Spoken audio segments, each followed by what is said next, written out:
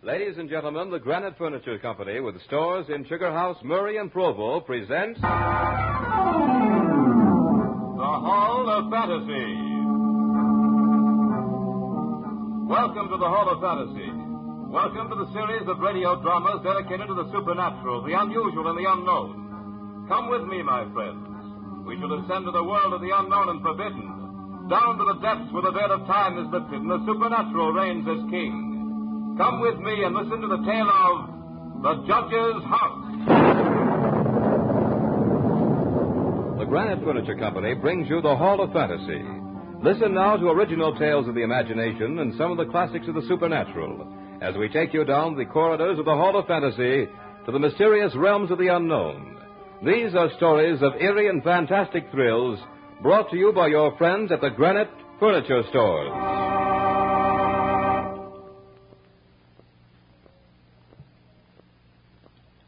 And now for tonight's story, a radio adaptation by Bob Olson of Bram Stoker's story entitled The Judge's House.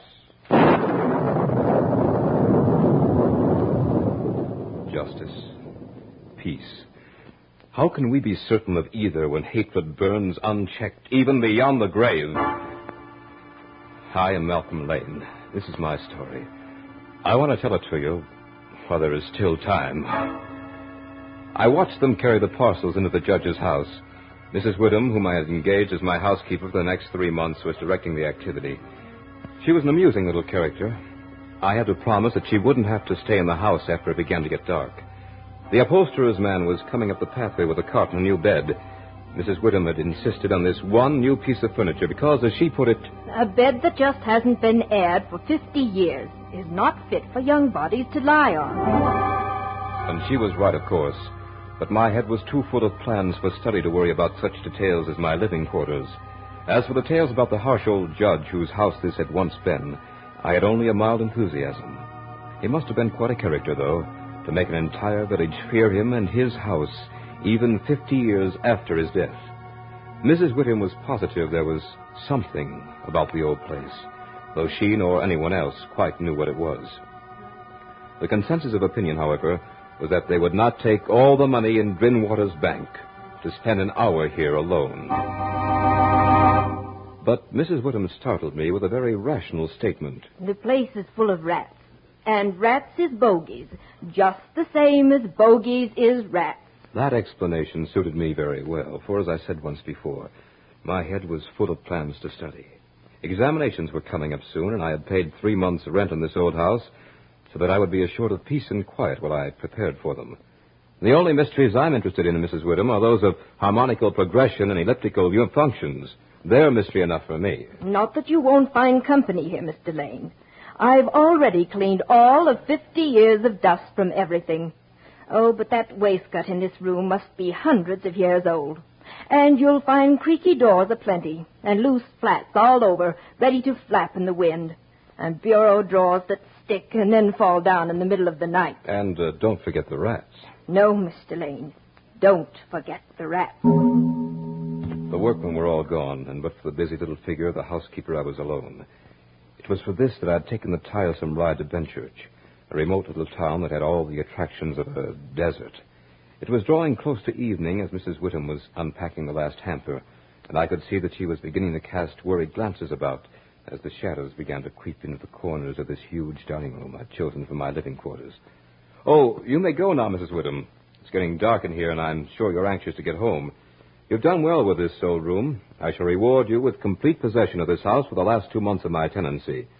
3 or 4 weeks will be all I'll need, and I'd hate to see that rent money go to waste. Thank you kindly, sir, but I wouldn't stay here I know, for all the money in Drinkwater's bank. I'm really grateful, for I do want to be alone. And if you were not so opposed to it, I might be tempted to accept your company. Ah, you young gentlemen, you fear nothing. And I'm certain you'll get all the solitude you need here. Good night, sir. You'll find your supper beneath the cloth. Good night, Mrs. Whittam. Oh, yes, this was comfort. After I'd finished my supper, I cleared the great oak table and got my books out. Then when I'd put fresh wood in the fire and trimmed the lamp, I sat down to a spell of hard work. I hardly looked up from my books until nearly 11 o'clock, at which time I threw some more wood in the fire and indulged in one of my most deeply ingrained habits, that of tea drinking. I thoroughly enjoyed tea and drank it this night with a sense of real enjoyment.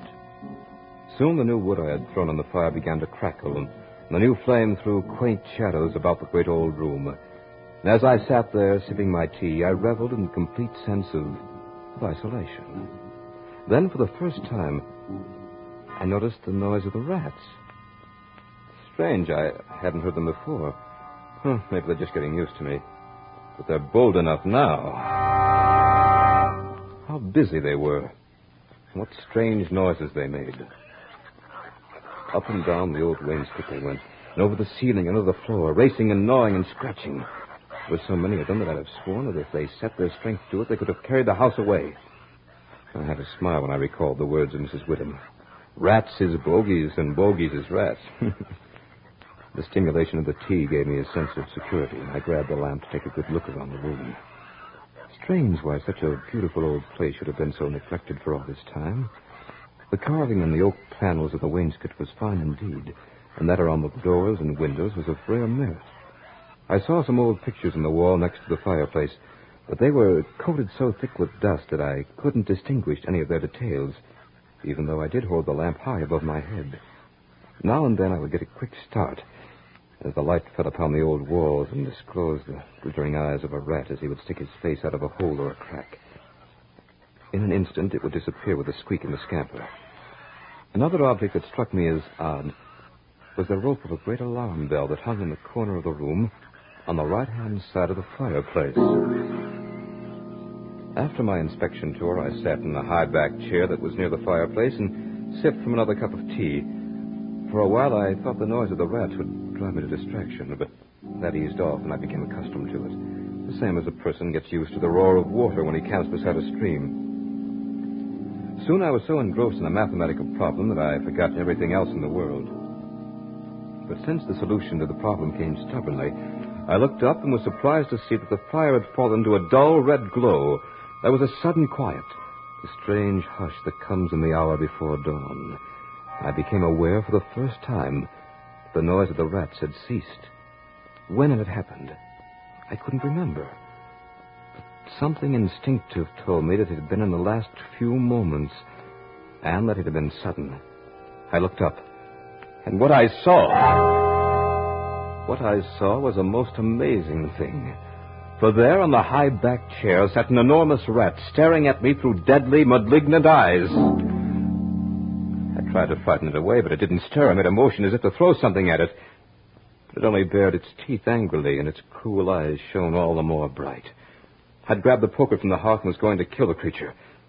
But before I could reach it, that enormous rat jumped to the floor, and with a squeak that sounded like a consummate hit of the whole world, scampered up the rope of the alarm bell and disappeared in the darkness. Then, as if by a signal, the noise of the other rat started all over again. By this time, I gave up working my problem and bartered it for some much-needed sleep. It was Mrs. Whittam who woke me as she came in to make up the room. You're much paler this morning, Mr. Lane. I am? You shouldn't stay up so late with your work. It isn't good for you. But tell me, how did you spend the night? I was certainly glad to see you. Alive? Oh, yes, that was quite all right, Mrs. Whittam. The something didn't worry me too much. But the rats certainly held themselves a camp meeting. There was one that sat up in that chair by the fireplace and wouldn't go away until I chased him with a poker. It was the biggest old devil I've ever seen. Old devil? Maybe it was the old devil. I only meant Never that... you mind, sir. Many a true word is spoken in jest. Well, pardon me, Mrs. Whittam. I didn't mean to be rude. But the thought of the old devil himself sitting in that chair last night struck me as being rather funny. And it's a good thing you can laugh. But all the same, if I were to spend the night here tonight, oh, heaven forbid, I'd make sure I was ready for him. That night, the rats put on an earlier show, for their scamperings began almost as soon as I'd finished with my supper. The cursed creatures seemed to get on my nerves, and I sat there and puffed my pipe. While they squealed and scratched and gnawed. They seemed to grow bolder by the minute. By now they were coming to the chinks and cracks in the wall until their eyes shone like miniature lamps when the firelight struck them. They'd even make bold sallies under the floor, and I'd have to frighten them away by pounding on the table with my fist. That was how I passed the early part of that night. Despite it, I became more and more engrossed in my studies. And then, a strange sensation coursed through me. For there it was again. Instinctively, I grabbed the handiest object I could find, a book, and flung it at the baleful little beast. But the book was too hastily aimed, and the huge rat didn't stir. So once again, I went into the poker routine. And once again, it put up the rope of the alarm bell. I tried to follow its flight more closely this time, but before I could see where it went, it had been swallowed up in the shadows. And just as it had happened last night, as soon as the big rat had gone, the others resumed their activity.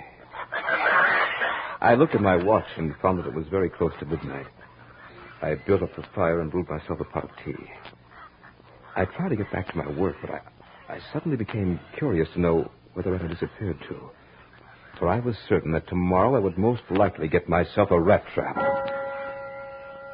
I gathered all my books about me and put them in a handy position for throwing. Then I took the rope of the alarm bell and placed the end of it upon the table underneath the lamp, where there would be plenty of light on it. As I picked up the rope, I was amazed how pliable and strong it was. Ideal, I thought, for hanging a man. Soon my preparations were complete. Now, this time, my friend, I intend to learn more about you. Once again, I was hard at my work, and the noise of the rats was forgotten. But just as suddenly as before, I was aroused by that same sense of startling silence. I was conscious of a slight movement in the rope at my elbow. Without stirring, I checked to see if my pile of books was in easy reach. It was. I cast my glance at the rope just in time to see the huge rat drop from it to the back of the high oak chair. I grabbed a book and hurled it. With amazing agility, the rat sprang aside and dodged it. I threw a second and a third, but each time it managed to dodge my battery. It was almost funny, almost. Finally, when I was down to the last book, I took careful aim, and as I did this, the rat squeaked and seemed afraid. I let the book fly. It struck the rat with a resounding thud. It gave out a shrill, terrified shriek, and running up the back of the chair, made a desperate leap, and with the speed of a bolt of lightning ran up the bell rope. The lamp rocked with a strain, but it didn't topple.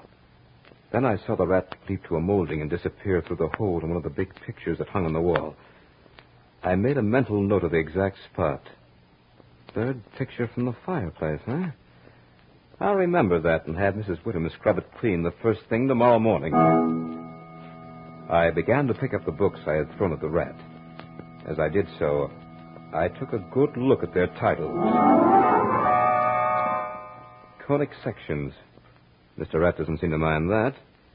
Neither did he this one on cycloidal oscillations. And this one on thermodynamics he dodged very neatly. Oh. Here's the book that got him. As I looked at the title of the book that had finally hit the huge rat, I could feel a pallor spread across my face. For the title of that book was The Holy Bible.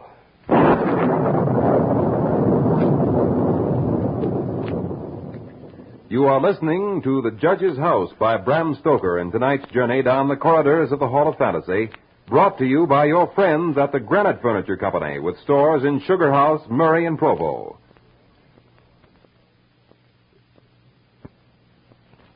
And now back to the story by Bram Stoker entitled The Judge's House.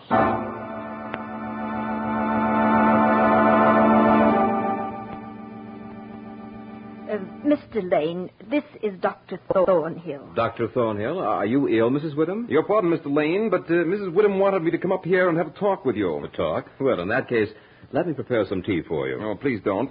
That's one of the things I came to talk to you about. Mrs. Whittem thinks you drink more strong tea than is good for you. She tells me also that you put in quite long hours at your studies. Mrs. Whittem, I engaged you as a housekeeper, not as a guardian. Oh, please, Mr. Lane, I didn't As a matter of fact, Lane, she didn't mean to have me talk to you at all. That was my idea. I see. Well, now that you're here, what do you want me to do? Leave this house. Well, even if I could see the reason for it, I doubt if I would. But as for the tea and late hours, I might be able to give them up. Would it make you feel any better, Mrs. Whittam, if I promised not to study after 1 o'clock tonight? Yes, if you promise. Then I promise. I advise you, not as a total stranger to your problem, Mr. Lane. I was a student once myself, you know. Of course. Shall we shake on it, Doctor? Fine. Now, if you will, I wish you'd tell me what you've noticed in this house. Well, it's just as I've told Mrs. Whittam. I'd be working late, and I'd suddenly... And when I looked to see which book it was that had struck the rat, the devil, as Mrs. Whittam calls it, I was amazed to find that it was the Holy Bible. There now. Please, Mrs. Whittam, you're not hurt. Now, Mr. Lane, you say the rat always went up the rope of that alarm bell? Always. I suppose you know what that rope is? No, why? It's the very rope the hangman used to execute the victims of the judge's hatred. Oh, no. Now, Mrs. Whittam, there's no reason to get upset about this, really. Doctor, you shouldn't put such horrible thoughts in poor Mr. Lane's mind. He has enough to unseat him already. I did it for a definite purpose. Mr. Lane, I want you to fix your attention on that rope. Now, I know you're sound of mind and body, but hard work and long hours and this suggestion of the devil, especially in this lonely old house, can do things to the mind. Now, I don't mean this as any offense, but if you should find yourself having, well, hallucinations or some unexplainable fright, I want you to pull that rope. It'll give us some kind of a warning in the village. We might be able to be of some help. Well, thank you, Doctor. I'll do that. I may get stuck with a problem. Fine. Goodbye, Mr. Lane, and, well, I wouldn't be surprised if Benchurch hears the alarm bell from the judge's house tonight. I didn't quite share the doctor's views, but just the same, I caught myself staring at the bell rope. The more I stared, the more restless I became, and every now and then my mind would conjure up the vision of some wretched victim dangling from the end of it. But that line of thinking would have me out of my mind in a hurry. Mrs. Whittam had made the place neat and homey. I wandered over to one of the big windows and flung it open. I was surprised to find that a sharp wind had come up, a very cold wind for April.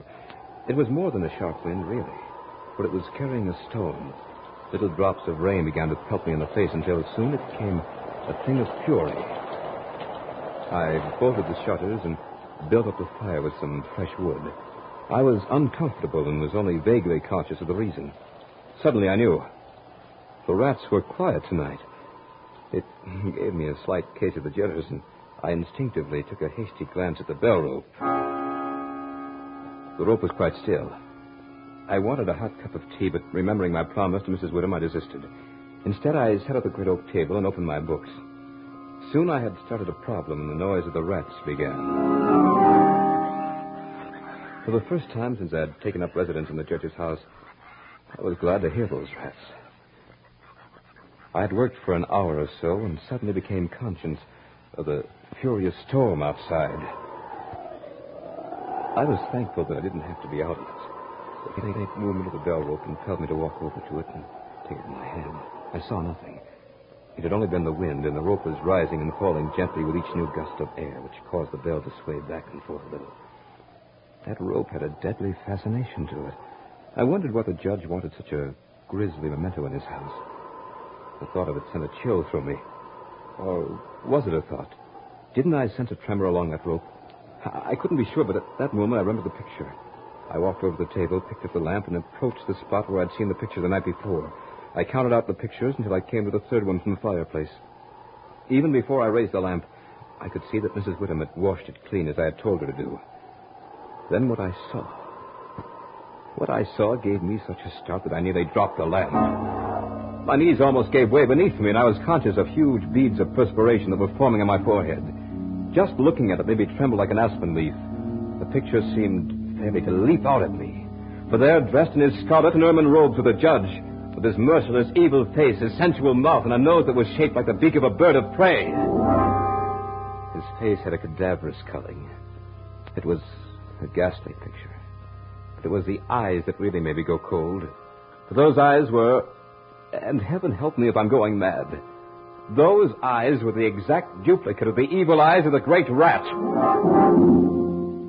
The picture had been painted in this very room. I began to compare the two, and as my eyes swept the room, they were suddenly riveted to the judge's chair. For there, with the rope hanging behind it, sat the huge rat with the judge's eyes. and the hatefulness was now intensified with a fiendish leer. Never did the wind howl so. This had to stop. I wanted some tea, but I didn't take any. The doctor had been quite right. The nerve must have been getting drawn pretty taut. Strange, too, because I never was in better health. Well, no tea. We'll substitute some brandy. Let's see now.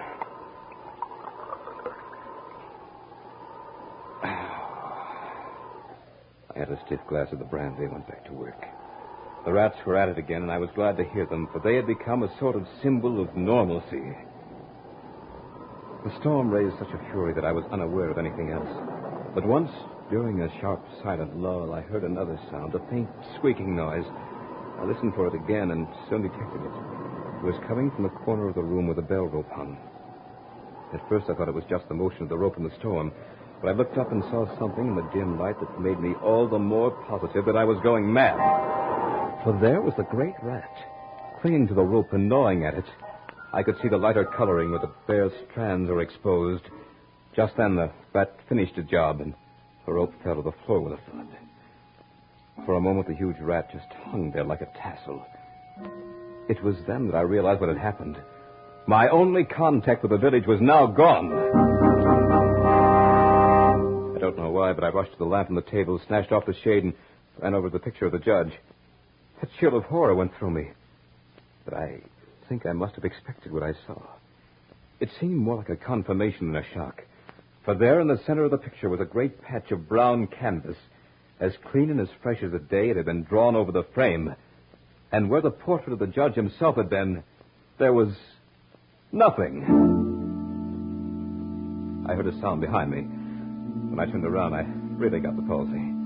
I suddenly became incapable of movement. I could hardly think. I had been prepared to see most anything, but what was there?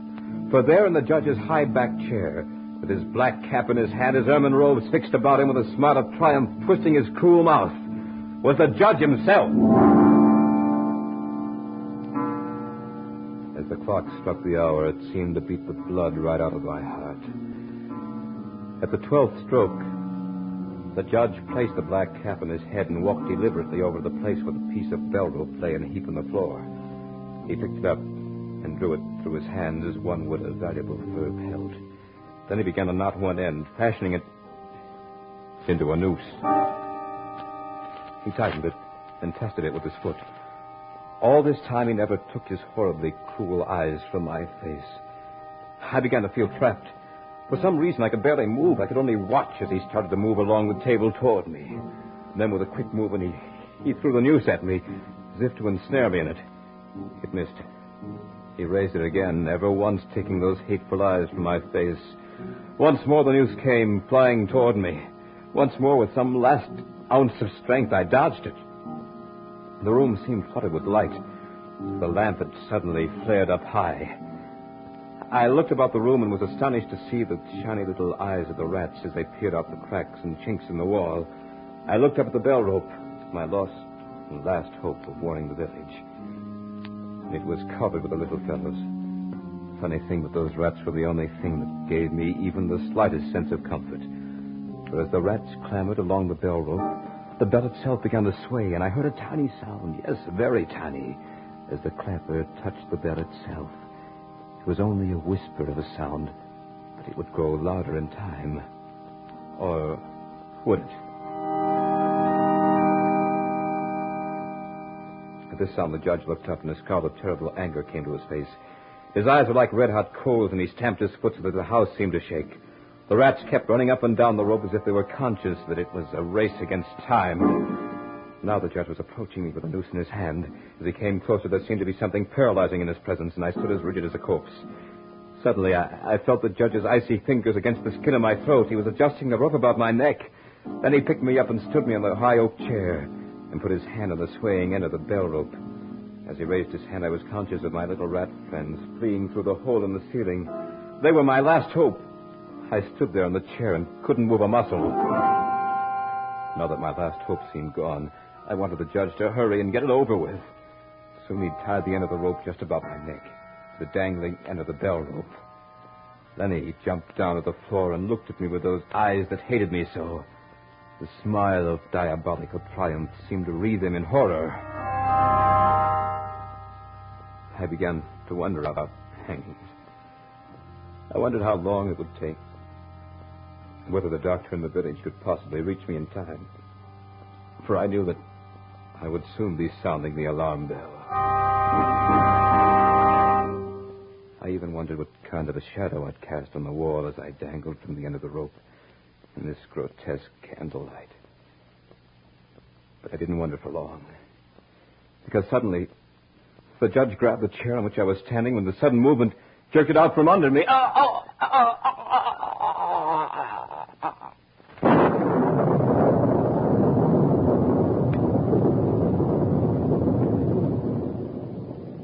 So runs the tale of The Judge's House.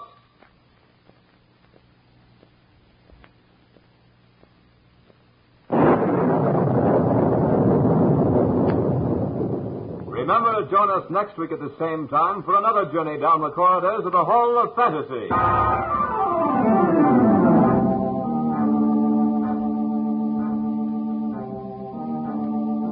Tonight's program was adapted from the story by Bram Stoker entitled The Judge's House. Heard in tonight's program were Dick Thorne as Malcolm Lane, Beth Calder as Mrs. Woodham, and Mal Wyman as the Doctor. Musical background was provided by Earl Donaldson. The technical supervisor was Nephi Sorensen. This program was written by Bob Olson and produced and directed by Richard Thorne.